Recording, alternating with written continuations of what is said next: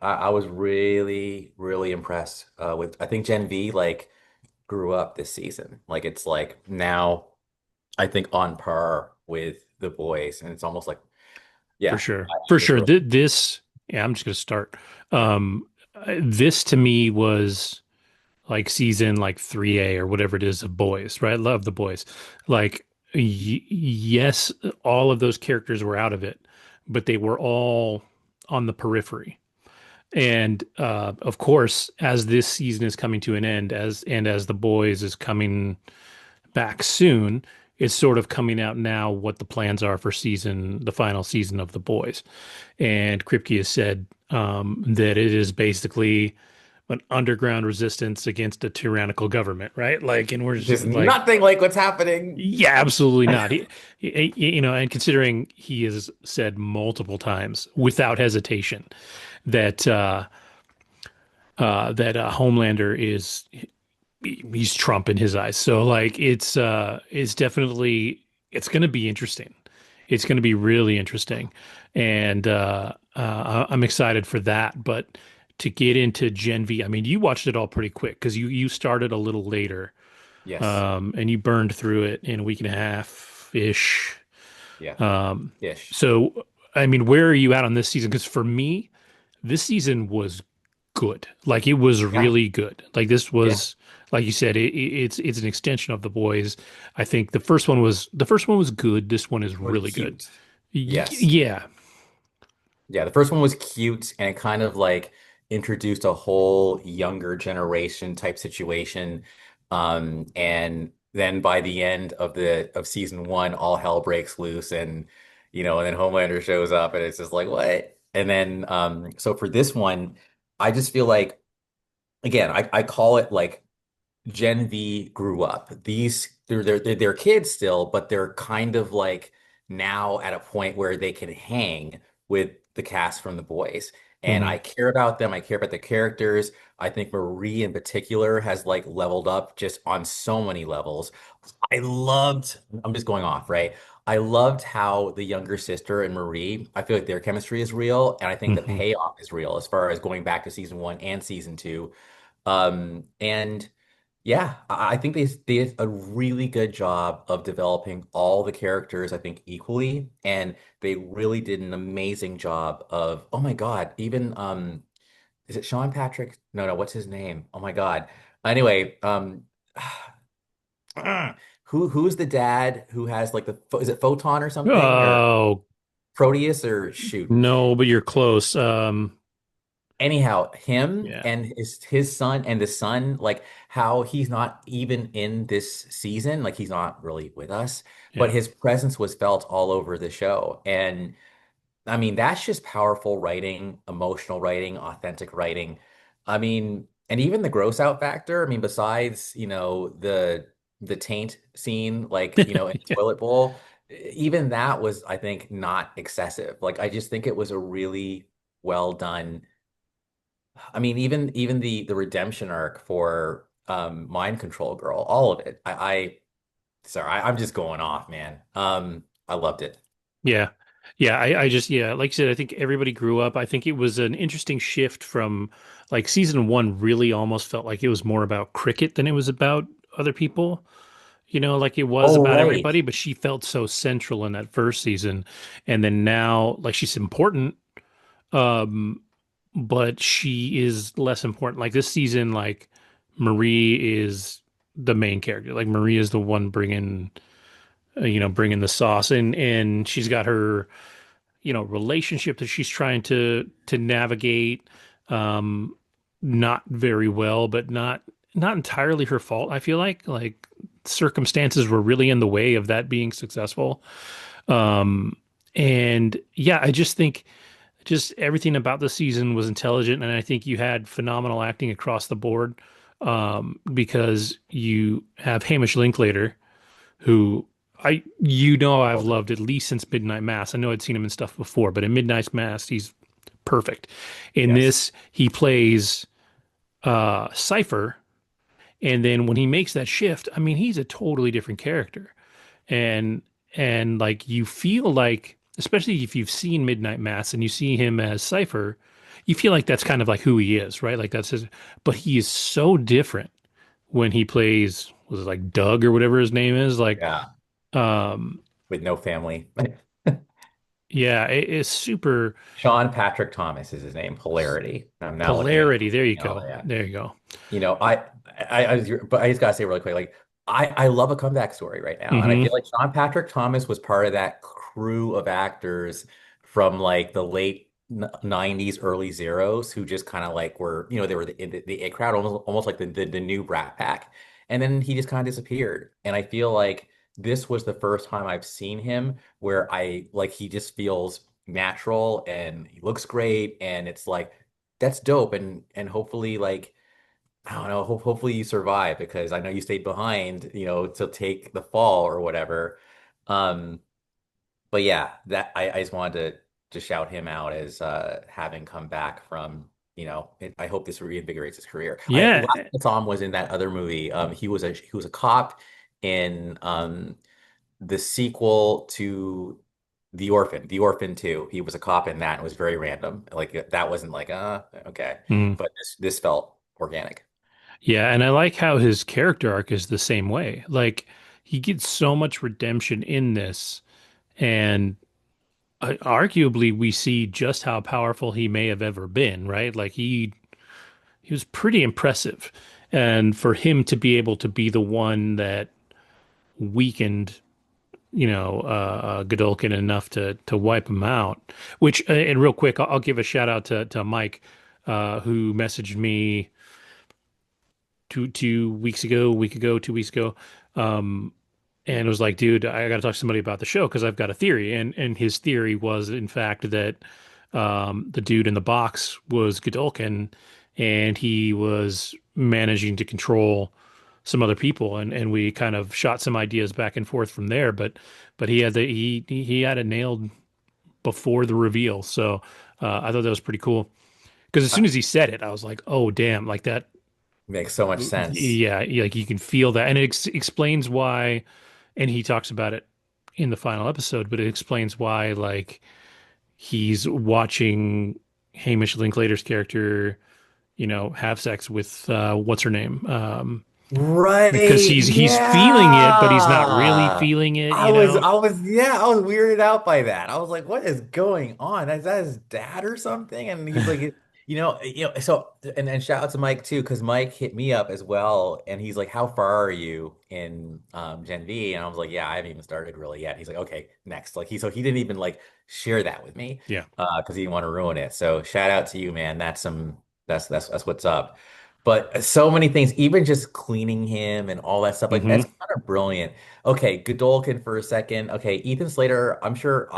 What else has he been in? I I keep don't know. track I now. definitely recognize him, but I don't know what Yeah. he was in.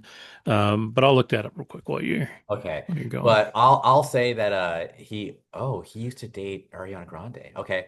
All right. Anyhow, he I liked him. As a character, he's a bastard, obviously, but Yes. it's like he's so like so Nazi, which of course makes sense because Vought is all steeped in that like Ubermensch stuff. Yep. But like the fact that like he just comes out and he's like, yeah, like like we gotta call the herd, and he's just so like his whole obsession is just to control Homelander, and I don't know. I just felt like the way he portrayed evil, like gleeful evil. I just made that up. It almost rhymes, but he portrayed gleeful evil so Hmm. well, and yeah, it was delicious.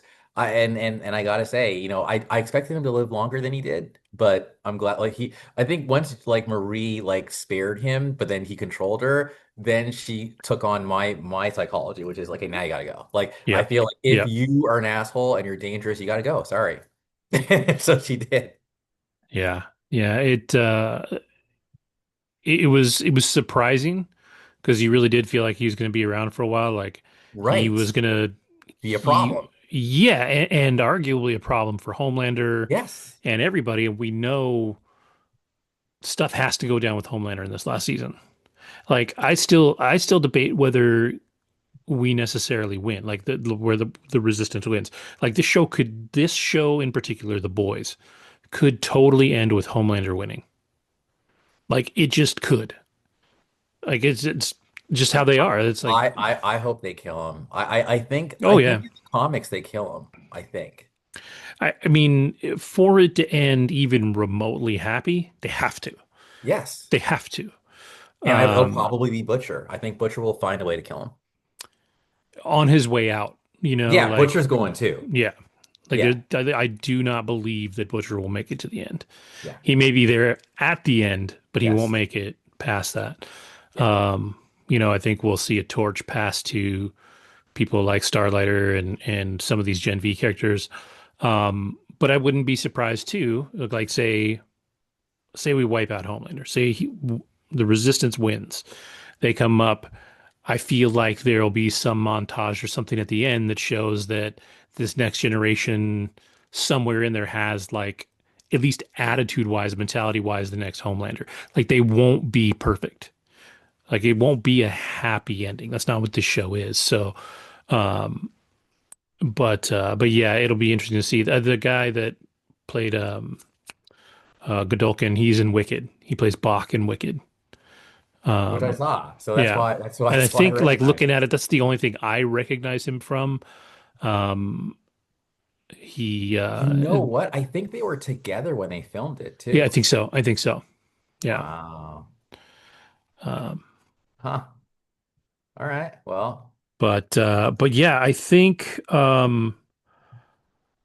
I honestly I think the girl that played Marie did a phenomenal job this season. I think as an actress, Jazz she Sinclair. grew so much. Mm-hmm. Um, I think with this show being cut as short as it is, that's probably good for her career.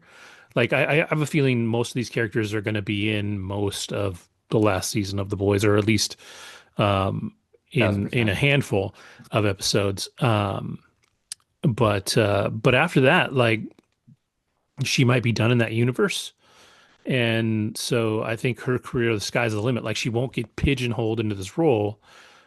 She's lucky enough. I don't know how old she is, but she's got a baby face for sure. Like she definitely doesn't look more than like 20, 21.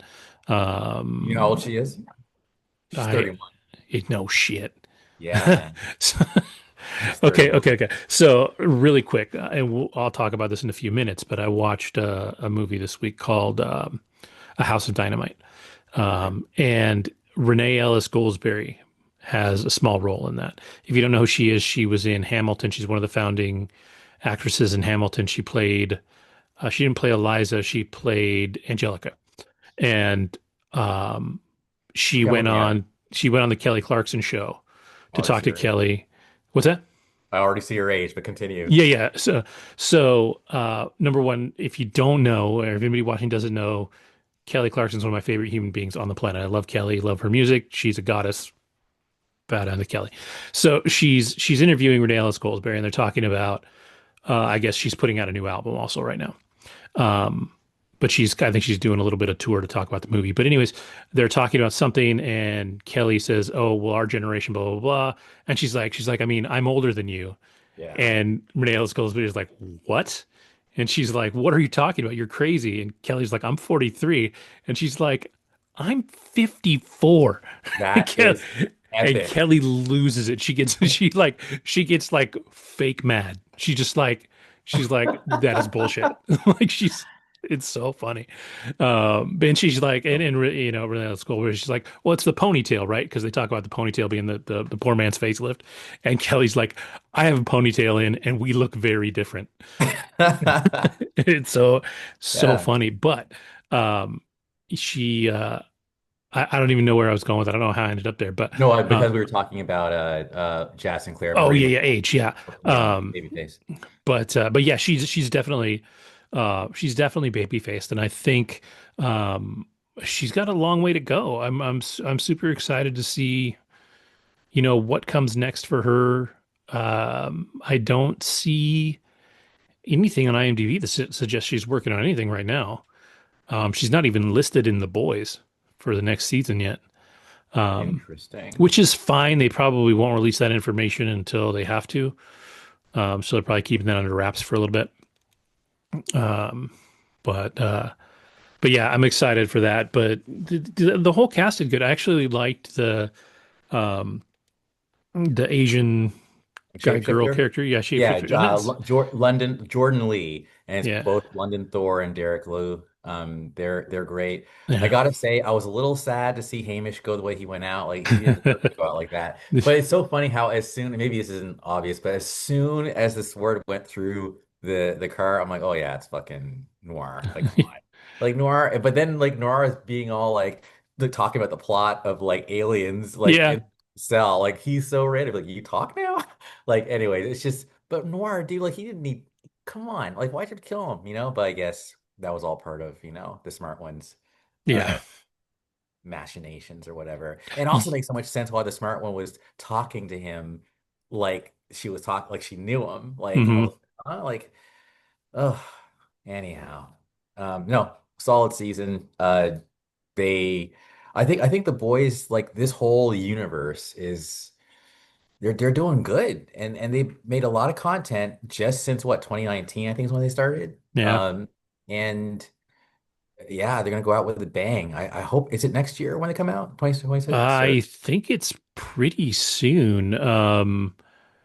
But yeah, it might be next year, but I know they're done recording. let me look. Hold on. The Boys season 5 release date. It is yeah, they're saying expected release 2026, but they haven't given a release date yet. Yeah. So So yeah, that'll be cool.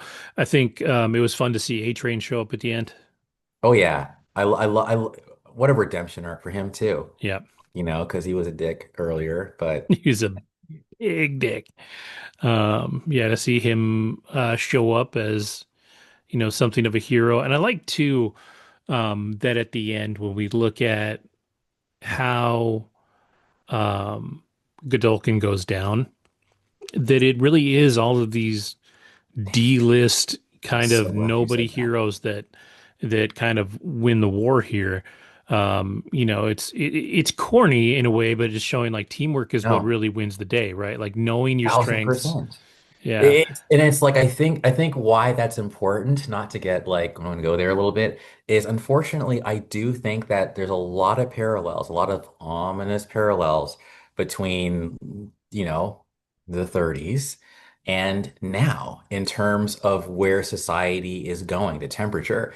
So, I think what this is showing you or the viewer is okay, if you think that you can just somehow decide that there's people who deserve to like live and those who don't and be elitist like in that way, we're going to take you down. We're going to rise up and take you down. You might get some of us, you're going to get all of us. And you need to learn to like work together. And that was beautiful. And I love how she's like, we beat you. And then of Hmm. course he has this little moment, but nah, we beat you.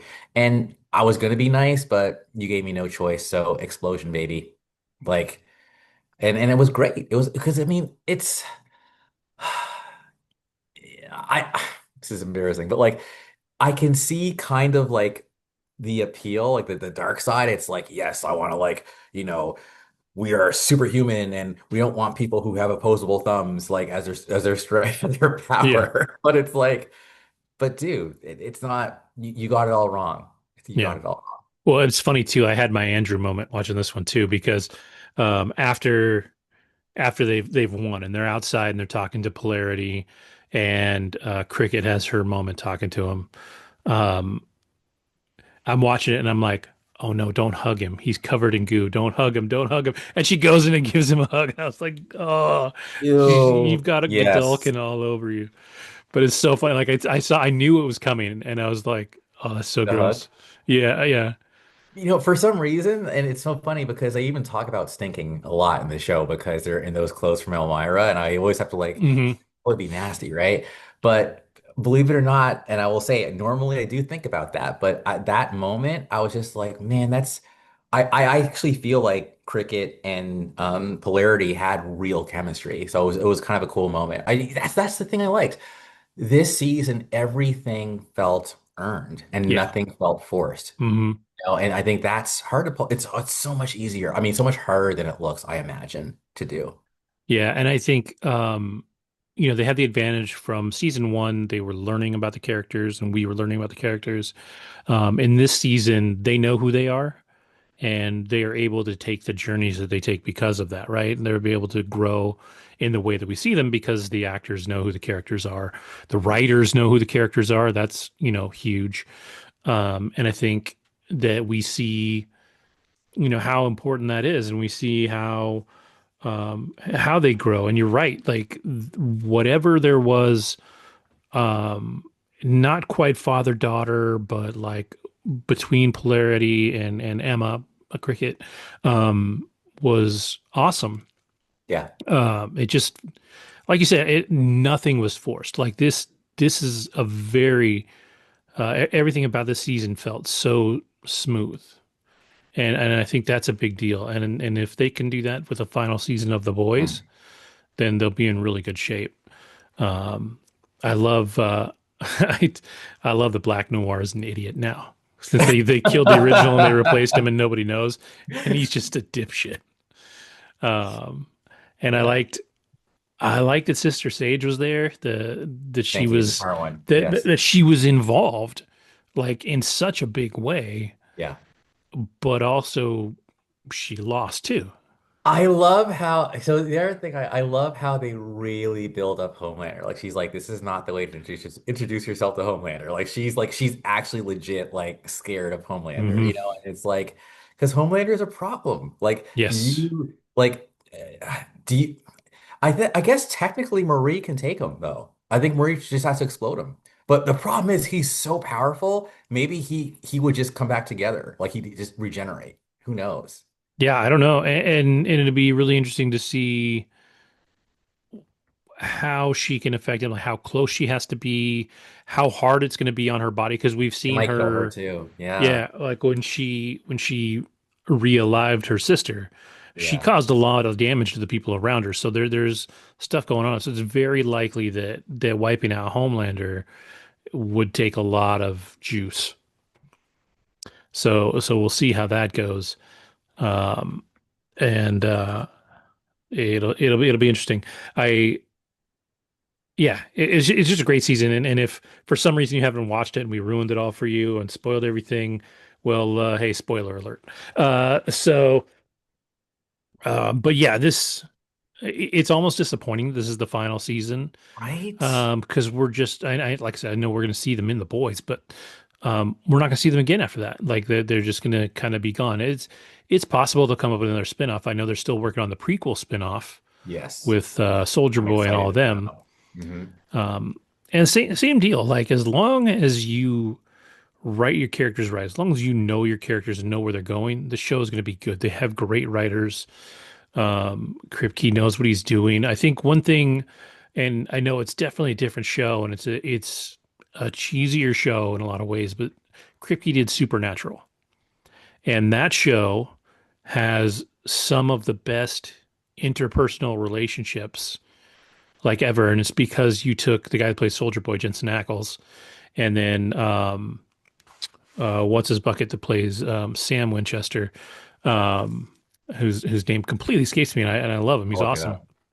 But they they got along like a house on fire. Jared Padalecki. Yeah, there you go, Jared Padalecki, and so they got along super well. They are like best friends now. They opened I don't think it was a winery. I think it's a brewery. I think they started making beer. Um, Together, and so that they do that. And a couple other the cast members came in and they became best friends, and like and it's written, their relationship is entirely believable for 17 or 15 seasons or something like that. Like it's incredible. Yeah. And while the show definitely has its up and downs, it's not as good as The Boys, but you're talking about something that's made unrated for Prime and Yes. something that's made for the CW, right? You're talking Broadcast. about two Yeah. very different realms. Mediums. Hmm. Um, and Supernatural had its ups and downs and had some things that were like extra corny and some that weren't. But it figured out its lane really fast.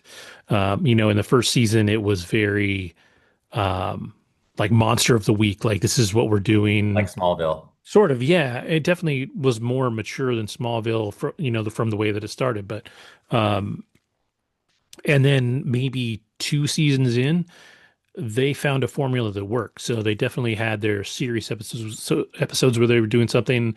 They found out that Jensen Ackles is like, I mean, he's funny, like really funny. So they lean into that.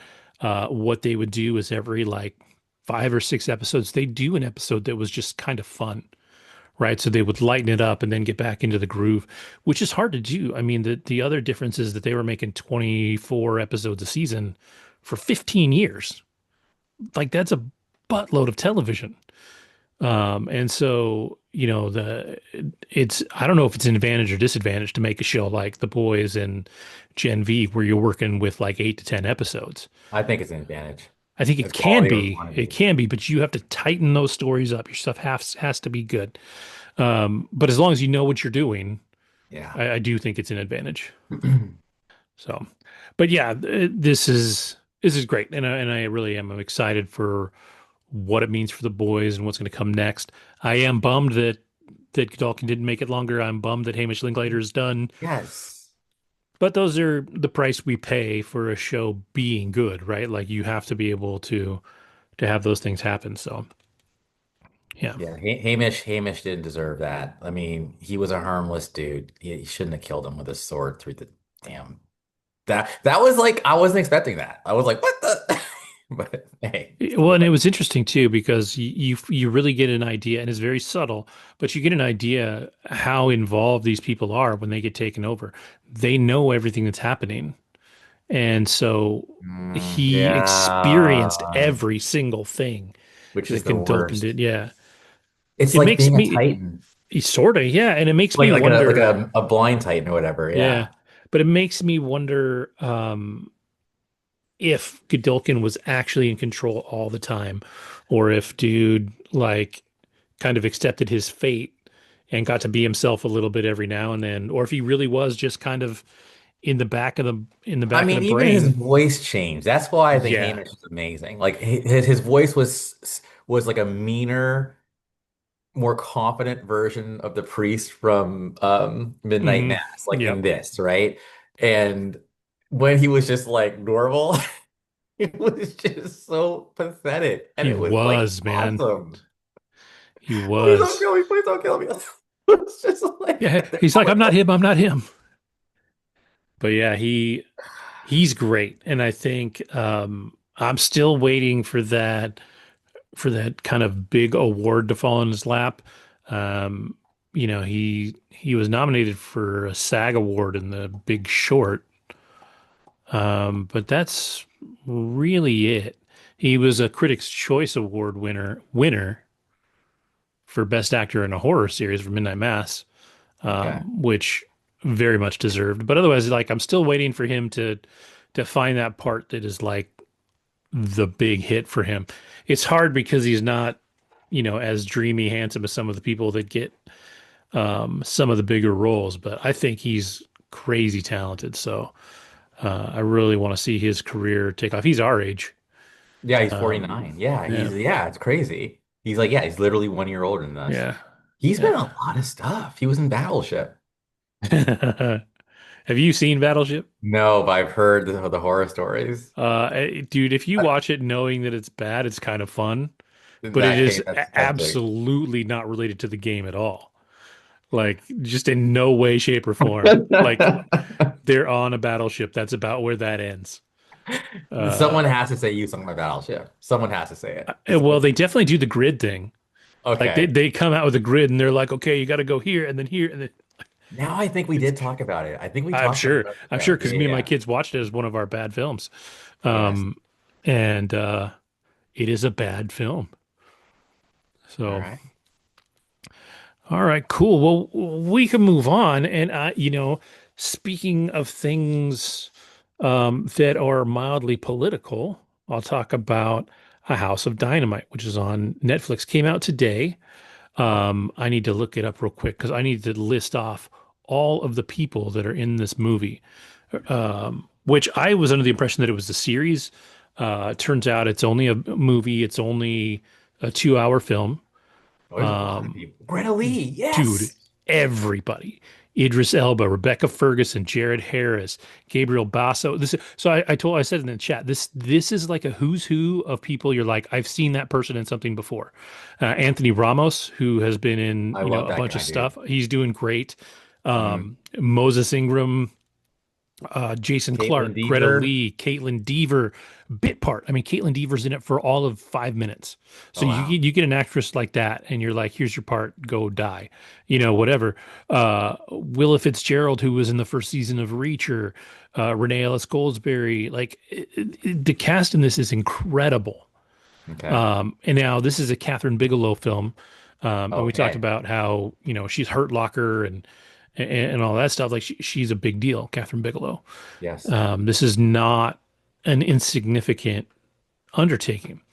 So the gist of this film is uh, the one day, just out of the blue, everybody's at work, doing their job in DC, working at whatever the kind of I don't know what you call the threat center of the U.S. Right? Like they're monitoring stuff, and somebody says, "Hey, we just saw a missile.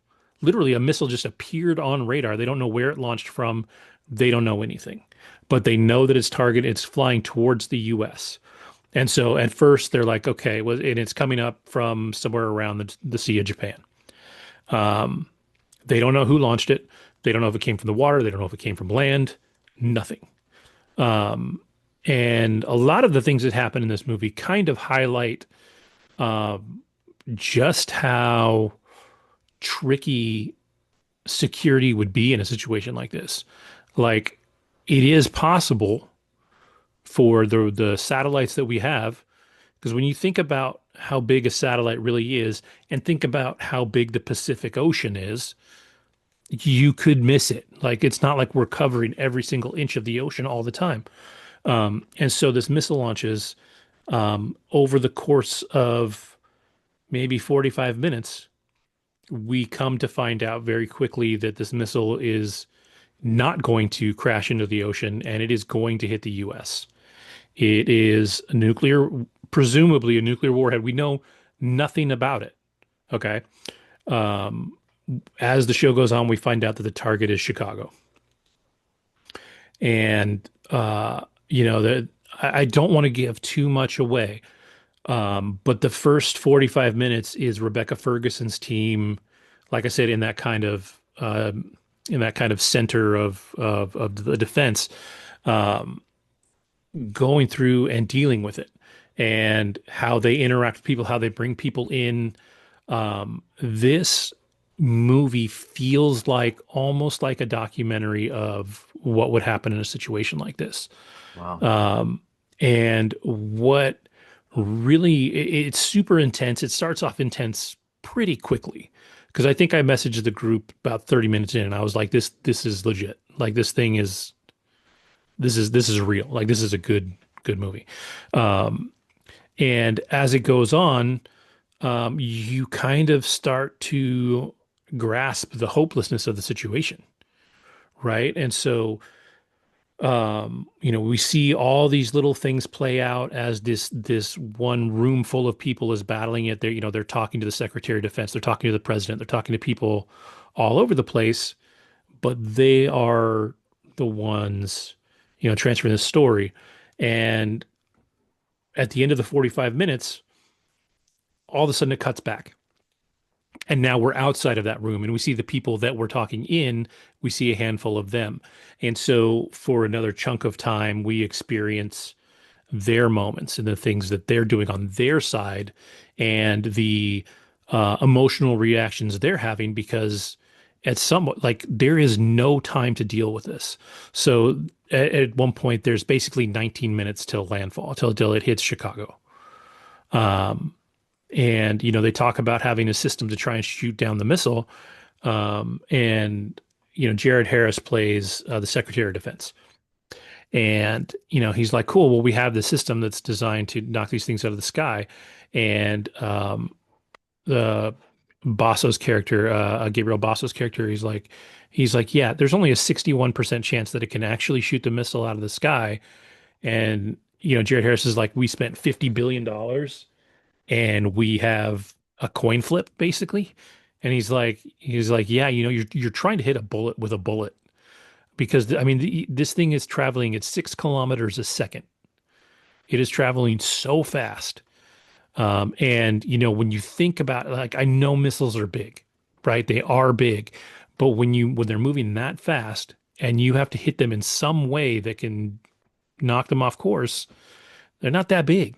So check this out. This reminds me of the SDI, and so the SDI, which is Space Defense Initiative, I want to Hmm. say, it was under the Reagan administration during the Cold War, and it was supposed to be like satellites, like being able to like stop intercontinental ICBMs, basically. So I almost, I mean, this makes me go, you know what? Like, how is it dusty in space right now? Like, do we still have this? Like, why aren't we fixing this? Like, this is the kind of thing I can't see, like, not to say I'm a Trumper because I'm not, but like, I could see him putting money in this. Like, yeah, like, we need to, like, because he started the Space Force for crying out loud. Like, Y- this is scaring me. Yeah, this movie, not to be political, but I do think that that guy you were just talking about is a bit of a moron. And I think if this movie happened today, it is the end of the world. 100%. Because as it gets into it, especially as we get into the later part of the film, we don't even see Idris Elba until the last 30 minutes, maybe. He's the president. He's gotten rid of his English accent, right? Because he's the president of the United States. Right. So you like if you're not paying attention, you don't even realize it's him at first because he's only phoned in and you only hear him saying a few lines. But the problem is that if we don't know who attacked us, we can't go on the defensive.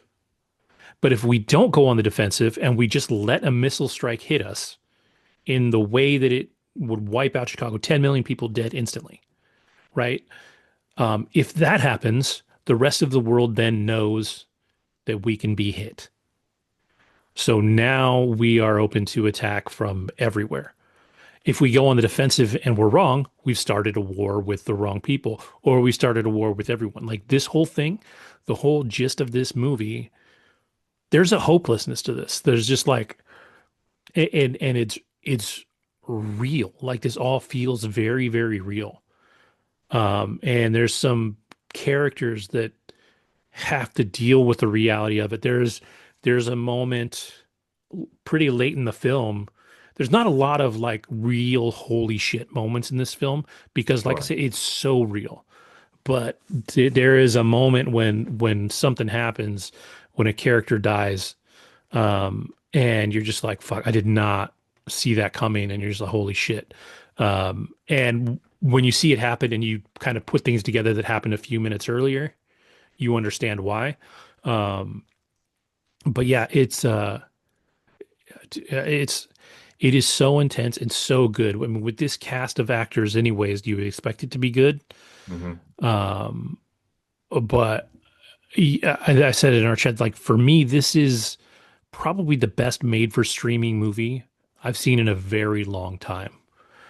Wow. And it's wild that effectively this movie takes place over the course of about 45 minutes. Mm. Right. And so they bounce back and forth a couple of times because I was like, okay, it didn't seem like from the trailers and it didn't seem like the stuff from the stuff that I was watching that we were necessarily going to be dealing with the aftermath of what happened. Like it seemed like it was about the intensity of the situation. And then 45 minutes in, we are literally seconds away from the missile hitting Chicago. Um, and then it just jumps back. And I was like, what the hell? And I don't even think it says 45 minutes earlier. Mm. It just jumps back and expects you to figure out what the fuck is going on. Um, but I mean, this actually says they put it in theaters, I guess, on October 10th.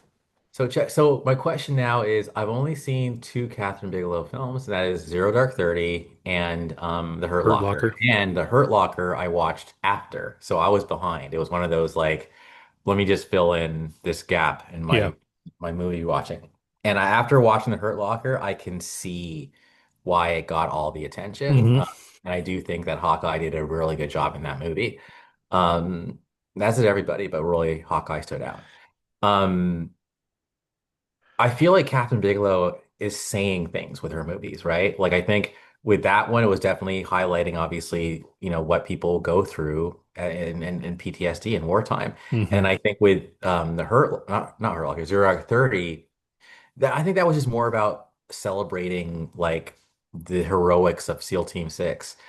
Um, so what do you think she's saying with this film, or is that a spoiler if you I don't think it's a spoiler. I mean, this is, and it's really in the opening scene. It talks about how like the not even the opening scene, but you know how they do the credit, not credits, crawl? but sort of a crawl. Yeah, but Yeah, like a basically, at the caption. beginning, Yeah, it yeah. says, at the end of the Cold War, um, world powers decided that there are too many nuclear weapons in the world, and global disarmament was going on. And then it says the next thing it says that is not the case anymore, right? And it's not. We've got countries developing nuclear weapons. We've got North Korea building missiles. We've got and North Korea fucking testing missiles over fucking Japanese waters, being like, "Hey, we just crashed it in the ocean. Don't worry." You're like, fucking what? So like, it's and they talk about how if we don't know where this missile came from, if say it was North Korea, we were under the impression that they didn't have a submarine that could launch an ICBM like that, but maybe they do, and we just don't know because we've lost track of it for 2 years. The progress that they've been making, and So so vigilance is, do you think, the message here? what's that? Vigilance, like just she's trying to call I don't attention. even think it's vigilance. I think it's the fact that we just as a human race, um, we need to figure our shit out because we are at that cusp of like mutual mass destruction because like it is very clear that if if this happens, like you watch this movie and you start to think about what would really happen in this situation, and because it's so well made, because it feels so real, when they start talking about how the guy, I've never seen the guy that plays the general, like the head lead general, before, but I mean, he does such an amazing job of staying calm and just saying, we can't do nothing, but I don't know what we're supposed to do. He's like, it's not really my job. That's your job, Mr. President. And he's like, the president's like, fuck, they didn't talk about this when I came into office. They said it's a possibility. And that was that. There were no, briefings. There was no training. There's no nothing. Like he's learning about the response book as this thing is happening. Um, but I mean, this movie is genuinely brilliant and terrifying in a way because, like I said, if this missile hits, we have no one to retaliate against because we don't know who it is. And if we don't have that, no one can back us on anything we do because there's no proof. We attack the wrong people, then we have started a war. If we don't respond, we're weak. I think it's Gabriel Basso's character at one point because Idris Elba as president is just like he's like this is insane, and the general is like, no, sir, it's not insane. This is reality. And Gabriel Basso's character is like, yeah, look, you've got two options here, and that's do nothing or suicide. It's like suicide or whatever. Like it is immediately a no-win situation, and the the basic bit of it is that if there was ever something like this where there is no person to point the finger at immediately, and even if you did, like say Russia tomorrow launched a missile at us, you know, um, how do you deal with that? You have to go to war, Yes. right? Hmm. And as soon as you go to war with nuclear weapons, It's a wrap. we're fucked. We're done. We're done. A handful of nuclear weapons that explode and put nuclear materials into the atmosphere. Um, it wouldn't take many for us to be just done. Because again, what we deployed in the 40s is like a fraction of the destructive Oh, power we yeah. have now. It's a grenade. This is giving me, I literally have The Day After pulled up. Have you heard of that movie? Did you ever see it? I highly It recommend sounds really it. familiar. All right. So the day after is by Nicholas Meyer. He's the same director who did Wrath of Khan. It was a TV film. It was on ABC, but basically it was an 83 American Yes. television film about like literally nuclear war. And I'll just say like, yeah, if you're bored or whatever, watch it. I'll just it was so well done. Is that And the one where they bomb New York and we have to go? honestly, I think back in the 80s, it was more about like ensemble. So it was like, I think it was multiple locations. But basically, the way the movie ends, oh my God, it's haunting. Yeah, Yeah, because there's a movie, I think it got remade and I don't remember what it was called, but it was in the last like 15 years, I think. But the hmm, gist of it was is that somehow we thought Russia launched a missile at us. So we sent a bomber to retaliate and drop a bomb um, on Moscow, right? Like that was our retaliation. Well, as we've sent the order, we lose contact with the plane. So the bomber has their orders. They're going to follow out their orders. It turns out our system was wrong and Russia did not launch a missile at all. So the rest of it is this political drama where we're trying to talk to Russia and saying, "Hey, we're not doing this." And ultimately, the consolation at the end is that we basically agree to let Russia drop a nuke on New York to basically balance the scales. It's yeah. crazy, and it's like it's well done. Like it's not stupid, Yeah. and yeah, it's just something that I think when you really think about it, and like I'm watching this movie, and like my biggest fear is that somebody in power watches this and is like, yeah, we could totally fuck them up if we did this. Like somebody's gonna watch this and get an idea, and now we're all dead. But it is so well made. I do think I hope it gets more buzz than it's getting so far. I know it just came out today, but this one should be up for some awards. I don't know what they would be because it's really hard to pick a lead actor with the way that it was filmed. Like this is definitely an ensemble cast. Arguably, Rebecca Ferguson gets the most screen time because she's in charge of the operations center that's in the beginning. Um, but after that 45 minutes that she's in, she comes back like once or twice maybe. But it is excellent. It really is. And I actually think I'd be curious if you watched it with Saloni, what she would think. If she did, she said she was a sociology major. There's a lot of Oh uh, yeah, no, I'm absolutely down. So here's what we're gonna do live on this podcast right here, baby. So I'm gonna watch this film, and you're gonna go find the day after because nice. I'm literally looking at it says effects on policymakers. This is all connected. You talked about how we were into disarmament, and Reagan uh, saw the film, and I think Gorbachev probably saw the film too, because it came out in 83, and by 87 they signed the Intermediate Range Nuclear Forces Treaty, which resulted in the banning and reducing of their nuclear arsenal. Like it was like it had an effect. So I do think that media matters, and hopefully, my God, I'm forgetting her name right now, Bigelow. Hopefully, Bigelow's film does something because What's the name of this one? it's called The Day After. The That's all day it's called. The after Day After 1983. I'll 1983. admit I torrented it back in the day, so I'm sure maybe let me see if it's on streaming. It I doesn't look watched like it. it is. It's not available for streaming right now, so I'll have to figure Good something out. Lord. Um, All right, that's but fine. We're gonna watch this one though, for yeah, sure. this is one of those things too where I think the world is in a dangerous place because we have, more than just our fearless leader is kind of a moron. Like Putin is stronger than should be.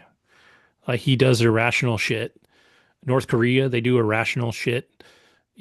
Iran, Israel's doing irrational shit. Like if one, we are a domino away, basically, right? Like if something falls, yeah, I don't know what comes next.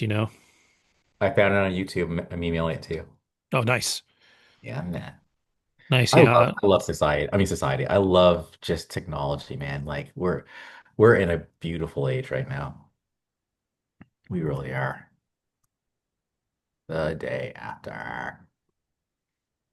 Oh, this one literally takes place the day after. Yeah. And so the nuke actually hits. So yeah, I guess that's not like what's it called? A spoiler. But yeah, so basically like, oh yeah, and it's multiple nukes. And it's just like this is what the world will be like. Like radiation sickness, all that stuff, it's all Yeah. there.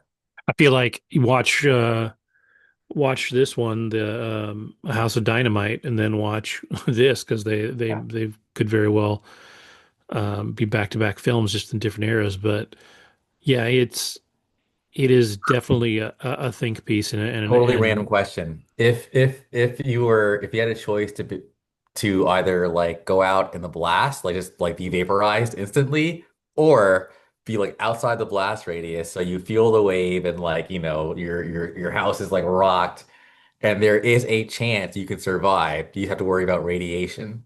What would you choose? oh, I'd rather get blown up. I'd rather have it be instant. Did you ever watch Chernobyl on HBO?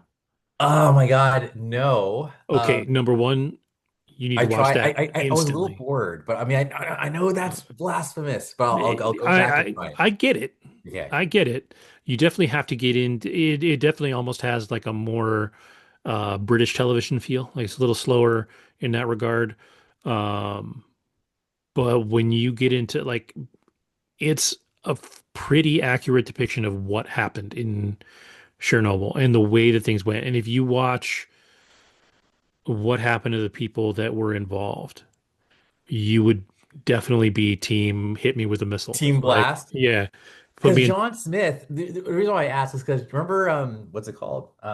Man in the High Castle. So Mhm. You actually see John Smith sees the mushroom cloud from where he's at because he's outside of New York. So I think he was just kind of like that gave me hope. Like, okay, so the goal is to not live too close to a city center, right? You can see the mushroom cloud and then go, okay, do I be part of the There, resistance or do I put on a uniform? yeah, So there's actual websites that show you what the blast yeah. radius and fallout range of a bomb is. So if something hit New When I was York living in City, Queens, I was yeah, like, I have a chance.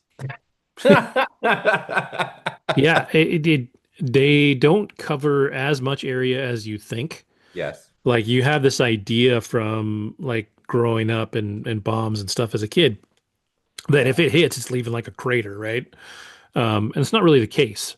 Um, but it's still bad. Like I mean, in this they talk about if this hits Chicago, that's 10 million people instantly, and then in the fallout zone, you lose 10% more people. So it's another million people that die from fallout, you know, pretty much immediately. And And then then the you have the other, fact that becomes an uninhabitable zone. right. That And then the other thing, even like I don't think I'd realized it until relatively recently, like maybe 10 years ago, is that these bombs don't hit the ground. They are exploded over the city. Like it's Yep, detonated yep, over. And that was like, wow, like yeah, yeah. it's sick. Um, well, and one thing that is really interesting too is there's been some research done. Chernobyl is a place that gets um, researched a lot, and because it is one of the single best indicators of what a nuclear disaster does and how to quote Jurassic Park, life finds a way, right? Mhm. There's a ton of animals that have effectively adapted to the fall. Like it's still not a zone that people can just walk into. But there are mushrooms growing in that area that now feed on radiation. Godzilla. Yeah, like it's a trip, but like it's not entirely wrong. Like it's not mutating monsters into giant, Yeah. planet killing machines yet. Right. Well, just wait till he wakes up and then we're fucked. Yes. Um, but like uh, humans aren't going to be the ones to adapt. Like if we go through this and we nuke the whole planet, we're done. Like humans aren't going to be the ones that make it. But nature Finds a way. is, yeah, like life finds a way. Like it's super interesting to look at the things. There's packs of dogs that are, if you look at them, they're relatively normal, but they're somehow surviving in this, nuclear area Wasteland. because they've made it. and it's a trip. It's a real trip. So yeah, you want to have a just a joyful trilogy. Watch a House of Dynamite the day after, and then Chernobyl. I'm done. Uh, I'm down. Yeah, let's get nuclear. Let's get nuclear. yeah, Nuclear.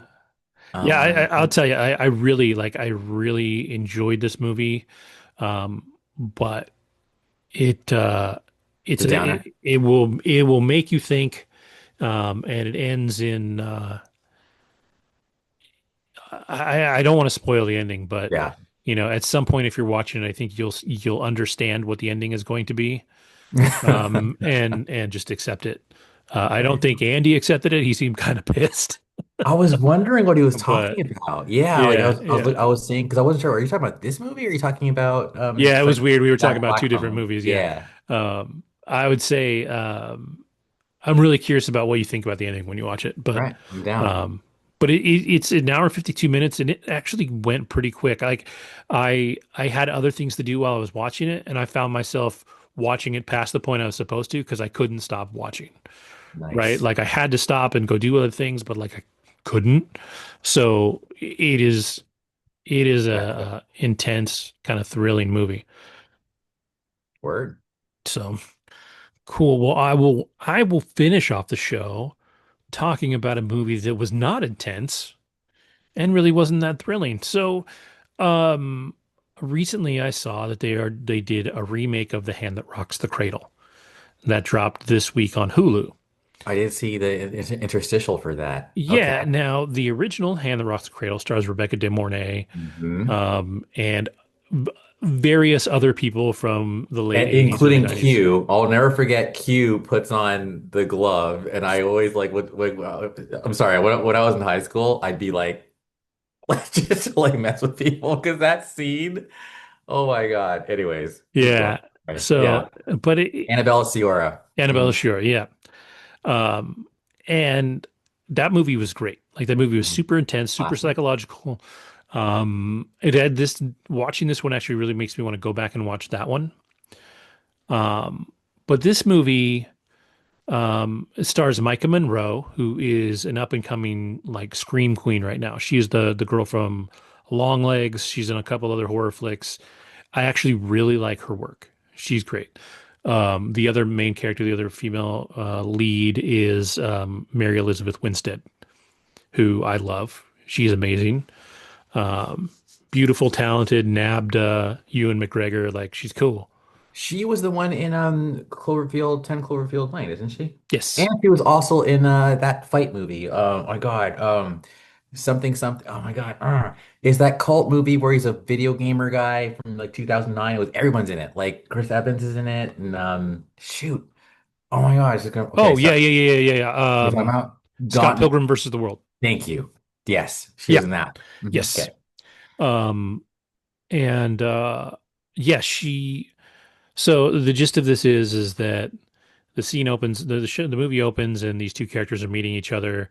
Um, Micah Monroe's character kind of drops a hint that she is works in childcare, and then these two stop interacting. Several months later, they bump into each other. Mary Elizabeth Winstead's character is busy. She's working really hard, and she needs a nanny at this point, and she bumps into Micah Monroe's character and hires her as the nanny, which, if you've seen the original Hand That Rocks the Cradle, you know this is a very bad idea. Um, and somehow, the first hour of this film is just boring as shit. Like it's supposed to be setting up this intensity and the you know the craziness of Micah Monroe's character, um, and it sort of fails in the first hour. It's just not overly impressive. And there's a lot of interesting stuff there that we just don't really dig into very well. Like the real opening scene of the movie is you see this little girl and she sees her entire house burning down with her family inside. And it's pretty well established that that's Micah Monroe's character. And I think I'm going to go ahead and spoil this movie because I don't feel like you should really watch it. All right. If you've gotten this far and you're watching this and you're curious about this movie, stop watching this, go watch the movie, and then come back. Um, but so there's a little girl watching her house burn down, and you see her family inside. She's the only one that got out. Uh-oh. Um, they don't really do a good job of pointing out that that's Micah Monroe's character, but you kind of get the hint. As the first hour goes on, we find out that um, Mary Elizabeth Winstead's character is dealing with some form of psychosis. Like she's some kind of crazy. Not crazy is the wrong word. She's got illness, mental illness, and she's on pills, right? And she's taking care of it. She's got a family. She's got two kids. She's had they kind of cover it here and there. She's had outbursts or whatever in the past, but her husband has stayed with her and cared for her and all that. Well, as the film goes on, you know, they do a few things that just like don't really make sense. Like Michael Monroe's character talks about how she says something about she's dating somebody and it's a girl. And then Mary Elizabeth Winstead's character like, oh yeah, I was dating a girl before I married my husband. And there's like this weird like couple seconds of chemistry that they never come back to. So you're like, okay, well, why'd you even waste script time on this? Like, Yeah. is it inclusivity? Like, you need your characters to be lesbians for, I don't know, some other reason than it being interesting to the plot? Which I have no problem with that, but make it matter. Like, if you're Right. going to bring something up, make it matter. Make it Um, organic. yeah, Like, because otherwise, these you feel characters, forced and lame. yeah, like their relationship doesn't have any bearing on the rest of the movie. So why waste the words on it? You know, Yeah. just let them be whoever they are. Um, and so you've got that, and that just kind of falls to the wayside. And then we see Micah Monroe's character starts to replace Mary Elizabeth Winstead's character's pills with other pills. So, you know, she starts to get a little crazier, and then her husband is like, he's like, yeah, you're just crazy. You need to calm down, you know, all this, which by the way, as you are getting married, never tell a woman to calm down, you'll die. Um, but anyway, so he like, you know, Uh, he's you know, he's trying to um, you know, do right by his wife, but at the same time, from his point of view, she's overreacting to like everything, while this other character is kind of fucking with little things here and there. Um, and the one of the better performances in the movie is Martin Starr. He was in Silicon Valley, if you've ever watched that. He was in the Spider-Man films, the recent Spider-Man films. He's basically the teacher that goes, oh yeah, yeah, yeah, yeah. yeah. Yeah. Uh, Okay. he is Mary Elizabeth Winstead's character's best friend.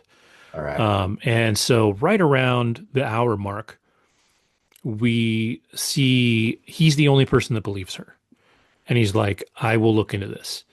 And so he goes in and he steals some shit from Micah Monroe's room and uses it to run some DNA and find some information. How this guy can run DNA, I don't know. They don't talk about what he does for a living. But he, you know, he throws some shit into a DNA kit and finds out who he is. And, you know, he calls Micah Monroe's character over and he's like, I owe you an apology. And so you're like, wait, what? This is the first moment in the movie where I'm like, okay, I'm finally interested in what's happening here, right? And so he's like, I owe you an apology, and he's like, I know your name isn't Polly, is what the character's name is goes by the whole time. He's like, I know your name is Rebecca, which to me is a nod to the original movie Like where the Living character was Way. played by Yep. yeah, and she's like, yeah, yeah, yeah. And he's like, cool. Well, he's like, and I know your family, your house burnt down, da da da da. And she's like, yeah, and it was her fault. And he's like, and then you find out basically that uh, the woman played by Mary Elizabeth Winstead was the nanny for her family, and she's the reason the house burned down. And because she was young, and they just say she went through some stuff, So she got to change her name. She was semi-institutionalized or whatever, and then she got out on her own, right? That face that you're making is not wrong here. This is actually interesting stuff here all of a sudden. Um, and the rest of the movie, while not great, rolls along at a much better pace. Like everything is Okay. more interesting after this, because she proceeds to beat the living shit out of Martin Starr, probably kills him. Um, and um, things start to unravel, though. We start to find out, or like finally at one point, Mary Elizabeth Winstead's character finds out who it is. So they have a face off, and she's like, you burned my house down, you killed my parents and my baby sister. And she's like, I didn't mean to do that. She's like, but you know what your dad did to me. And she's like, no, no, he would never, da da da. And she's like, and then she's like, and I know he did it to you. Right. And she's like, he told me he did it to you. And she's on the defensive, Micah Monroe's character. She's like, he never did. He never did. Like she can't, if it did, like we don't know for sure. We don't get that far. Um, but like she's in a stage of denial, and this is where she goes full on bananas. And then we have, our final run of everybody trying to kill everybody, and the film leads to an end. And it's just like it's this weird thing where if you took the first hour and changed it into 15 minutes, you'd have a cool 1 hour film. They just extended the beginning out way too far. Like when you watch um, a House of Dynamite, 5 minutes in, we know who everybody's in, and our shit is moving. Like the story is moving, and that's the problem with this remake. Isn't so much that it's not as good as the original, and that's fine. I wouldn't necessarily expect it to be, although the acting is solid. They've got good actors in there. Um, and they tweak the original premise a little bit. Um, it's just that the pacing is terrible. Like it's really, really bad in the beginning. Like I watched the first hour and I was like, I'm done. I was like, I had to stop watching anyways for something else. And I was like, I don't need to watch anymore. I wasn't going to go back. And then I saw something and somebody said, well, the ending was really good. And I was like, fine, I'll finish it. And I wouldn't say the ending is really good. Like it's definitely, once you get the reveal, it's super predictable after that. But that reveal worked, and it would have worked so much better if you had developed these two characters just a little more in better ways. I have a question. So, when it comes to bad pacing of a film, because it's something I'm big on. I'm big on that. Who's more responsible for that? The director or the editor? I would be the director, right? Because you can only edit so much, and usually the editor and the director are working together, right, to edit those things together. So, I mean, this is going to be on the director and on the writer, Okay, so and so yeah, y- I'm looking at the credits, and there's Michelle Garza Cervera, who's done like three movies, and I think this is like her first, like, no, she's done more than that, but like, yeah, three feature films, and this is probably the first like non like Mexican film she's done. So she's from Mexico, and then which is the funny because the husband is definitely Latino, and the kids are much browner than Mary Elizabeth Winstead. They did not get her genes. hilarious. And, but it's funny because Annabella Sciorra, like, I felt like they were kind of going at, she's Italian, but more like Sicilian, I'm guessing. Hmm. But Julie Monroe, the editor, she's been around since 86 and she worked with Oliver Stone. So I feel like, okay, Julie knows what she's doing. She's been doing this for a while. So it's Michelle. Micah Bloomberg, never heard of the guy, and he doesn't have a highlight, so he probably is a rando. Why are they taking like these pretty storied, like, properties and giving them to randos to make rando shit on streaming? Like, why would you do that? I'm confused. But you said the cast was good, the acting was good. I'm also reading this was started filming in December 2024. The fires in LA halted filming and then they finished it in March. That's pretty fast. This almost Yeah. feels like a, yeah, I mean, this is a they're film that kind you could generally film pretty quickly because there's limited special effects, of, okay. right? So you get your location, you can film most of your stuff. Um, Yeah, it's funny enough. I brought up the IMDb page, and there's like a trailer playing in the background. And there's a moment in that first hour where she sort of flirts with the husband. Micah Monroe sort of flirts with the husband. They don't go back to that. They just throw that away. And then there's a line right near the end where she's like, when she's trying to kill Mary Elizabeth Winstead, and she's like, I'm going to live in your house and I'm going to fuck your husband and I'm going to raise your beautiful kids. Right. And you're like, but like, you didn't develop that emotion at all. Like, it didn't make any sense. So, like, it's like, these ideas are all there, but they're just not Whereas in the worked through. first film, again, I brought up the creepy doctor. Like, I think the first film does a good job of it because it's like it's painting the picture that the world is not a good place. Like there, you have to watch out for people because they're fucking weird.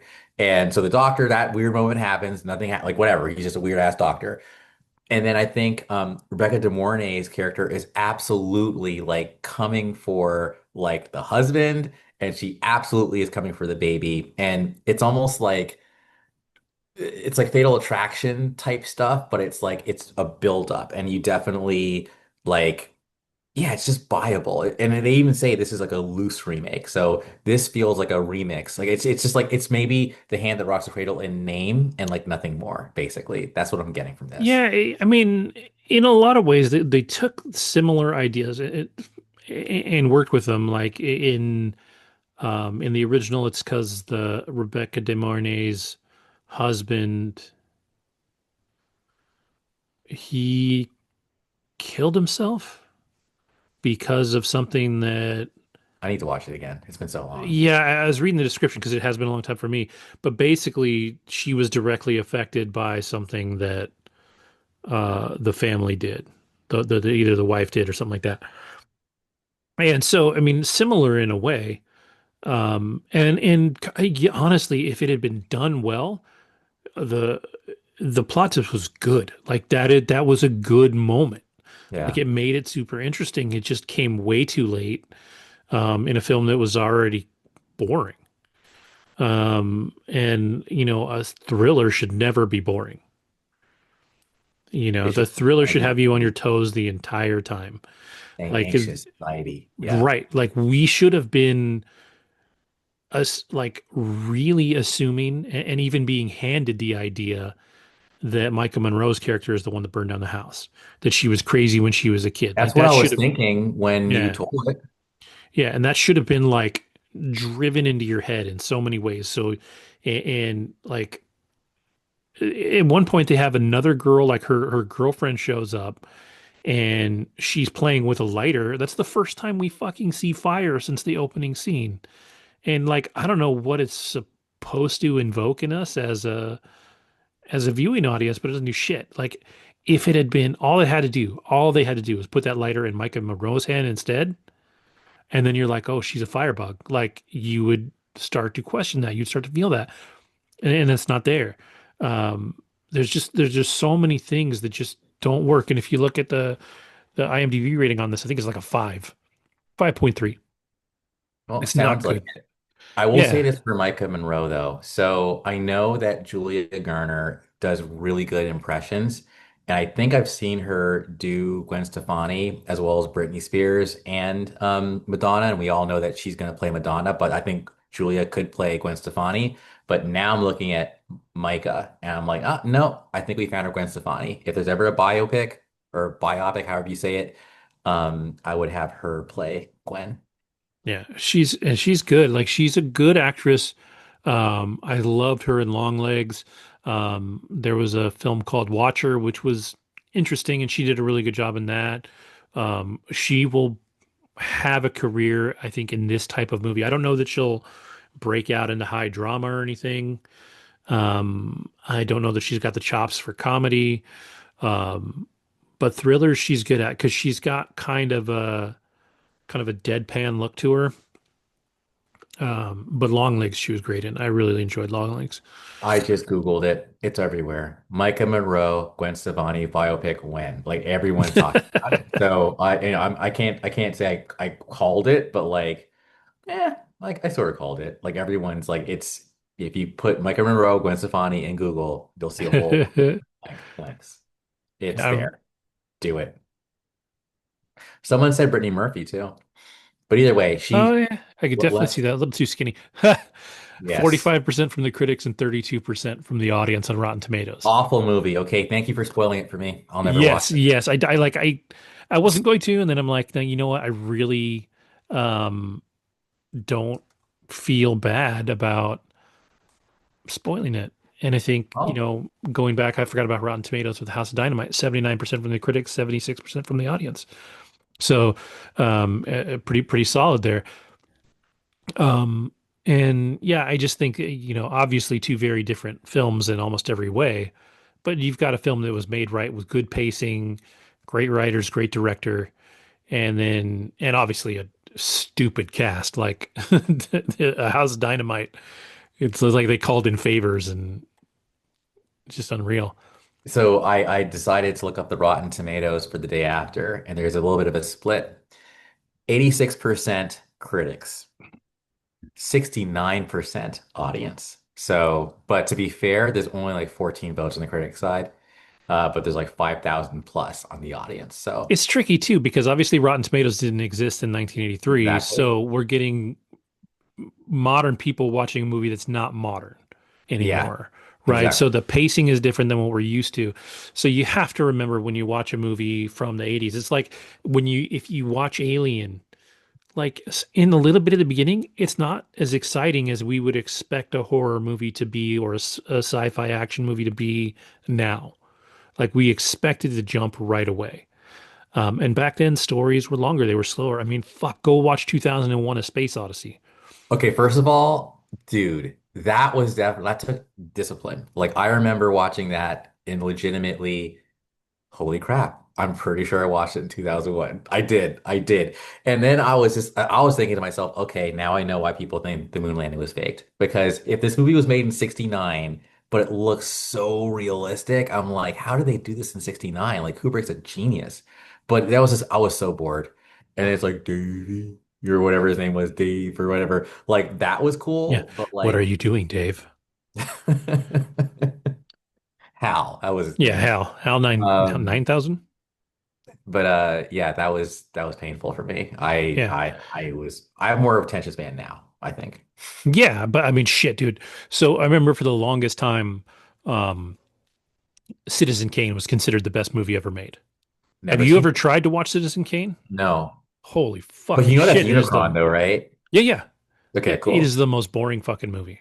And Rosebud. I know Rosebud's a sled. So Yeah, I if I right? know that that, then what's the The point, right? twist. So, but dude, I tried to watch it and I get that like one of the things that made it super special was that it was the filming of it itself was innovative in almost every way.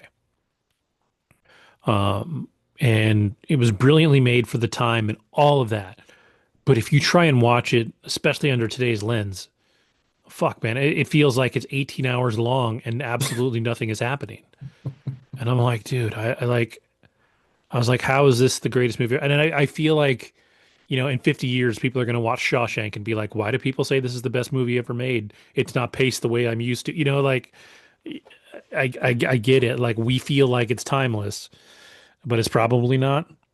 But Okay, you know what? It's funny. I know we should probably wrap soon, but I just gotta say, the last time I watched Ghostbusters was the first time I was like, okay, this is actually pretty corny. Like I remember, I yep. love Ghostbusters, but the very last time I was cringing Hmm. and groaning a lot. I'm like, they are working way too hard for these jokes, you know? Yep. But no, I still my favorite scene or one of my favorite scenes is the mayor's office where Peter Venkman sells the mayor on why he should let them do it. Like he would have saved the lives of millions of registered voters. Voters. That was genius, right? Yes. But um, but there's other parts that are just like, ugh. So anyway, Yeah. I get you. I get you. Times Yeah. change. Yeah. They really do. And what we are used to seeing in film and on TV and all that, it definitely changes, you know? So yeah, it's interesting to see. I feel like television, when it's well done, is actually a little more timeless than movies. Battlestar Galactica. Battlestar Galactica, like I could still watch like the Dick Van Dyke Show and Oh laugh. wow. And it's in black and white, but like it's just funny because I think sitcoms especially work in that vein as long as they're not too like politically charged, or I don't know, they're not pushing too hard. Like a lot of people have said that like Friends doesn't age very well. Right. I've heard Um, that too. With Gen Z, I think. I yeah, think it's like a lot of the stuff it was a little un-PC yeah, now. yeah, and I honestly can't say because I enjoyed Friends when I watched it, and I never watched it again. Like I've never gone back. I've never been that person that loved Friends so much. I enjoyed it. I really liked it. I was into it. And when it was over, it was over. Like I was good. Um, and so I don't quite remember the things that would, be more upsetting for people today, but I can see how they would be there. Um, I will but say there was an episode of 90210 where Brandon, and I just came across this on like YouTube, and it was about Brandon was dating like someone who was definitely branded as like a bigot. But the craziest part is the stuff she was saying where Brandon is like, yeah, I can't be with you. Like, what do you mean those people, whatever? That totally flies today. I feel like Charlie Kirk, yes, I'm going there, would not be tolerated in an episode of 90210, right? yep, yep. But now that's like that's free speech, or whatever. Like he has the craziest. I'm going there. The craziest part is the people who will be like, "Show me something Charlie Kirk has said that was And then you racist." show them, and then they're like, "No, you're taking that out of context." It's nuts. Yeah, Anyway, but I feel like in some respects we've gotten more sensitive, but in other respects we so haven't. yeah, yeah. Society. It's a trip. Well, I think it's a generational difference. I think in a lot Mm, of cases, the younger generation, the Gen Z, is right. less tolerant of bullshit. Yeah. Whereas with the political climate the way that it is, the older generation feels more empowered to be You know the what's bigots that crazy? they were. It's us. It's Gen X. We're running the show right now. We're the ones. I can't believe Gen X might be behind this. Gen X and the older millennials might be the ones creating all this idiot. Although Kirk is a solid millennial. He's young. Yeah, for sure, for sure. So so maybe it isn't us. It's the millennials. Damn those millennials. Idiots, the lot of them. Although I Goddamn gotta say, kids these days. although I gotta say, a lot of like we came up from the East Bay. Like I feel like a lot of us. Sorry if you guys are watching. I don't mean you. If you think I mean you, it's not you. But a lot of us are like a little. Eh. But anyway, Yeah. So right. cool. Well, I don't have anything else. I'm really stoked because Sunday night the new It series drops on HBO, so I'll be They watching they that. got legit Homeboy in it again. That's Yep. major. Yeah, What's his Skarsgård. name? Thank you. That's how you know it's gonna be legit. All right. Yeah. Yeah. Yeah, I'm stoked for that. I'm starting um Stranger Things rewatch as we crank towards the Boom. Stranger Things new final season. How badass is it that the finale is going to be in the theaters? I'm so there, dude. Yeah, I probably won't. Um because I've watched all of it on TV anyways. Like I feel like for me it's a TV show that you're going to put in theaters. If you didn't film it specifically for theaters, But they probably will for the finale. I don't know. Because It'd be Netflix interesting. made yeah, they made a deal with AMC. So I feel like and at first they didn't want to do it, but AMC's probably like, dude, we need the money, please, please, please. Right. So Netflix is like, okay, like if you guys give us more money to film a big budget IMAX shit, fine. Well, maybe who knows. It's an But interesting gamble because if it doesn't pay off, you're basically saying we should never do this again. Right? Like it has to work for this to be viable for anybody else. we'll know. I think we'll know like after Thanksgiving because Thanksgiving is gonna be the first three Hmm. episodes. And I don't know. In like I said in Feige we trust, I trust or whatever. In Duffer we trust. I'm I sorry. I do feel I like do definitely believe in the Duffers. Like everything they've yeah, done has been good. Um, my only lack of hype for the newest season is just the time in between. yeah. It's just been so long that I need the rewatch to get me excited again. Like I know I want to watch it and I know I'm going to watch it when it comes out, but right now excuse me, I'm just not as fired up as other people are. I would love to know your impression of the first four seasons, like if you had to rank them, because from memory, one was solid, two was, I think, weaker, three was good, but I was like, if four isn't the shit, I'm leaving. And then four blew my fucking mind. So that was how I remember it. Yeah, and I'm really curious to watch them too, with basically no breaks in between, right? Like there was years in between where you had a lot of hype to live up to, and they managed to do that, which is really impressive. Um, so yeah, it'll be fun to watch it like that, and just see what's what. Um, but yeah, th this week is it. I feel like something else is dropping this weekend or next week. Um, but there should be a few things out. I got to check the streamers and see what's coming. But we'll have some stuff to talk about for next week, and we'll figure out all of that. Um, but yeah, with that, I will say thank you to everybody for watching. Thank you for listening. Have a great week, and we'll see you next time. Peace.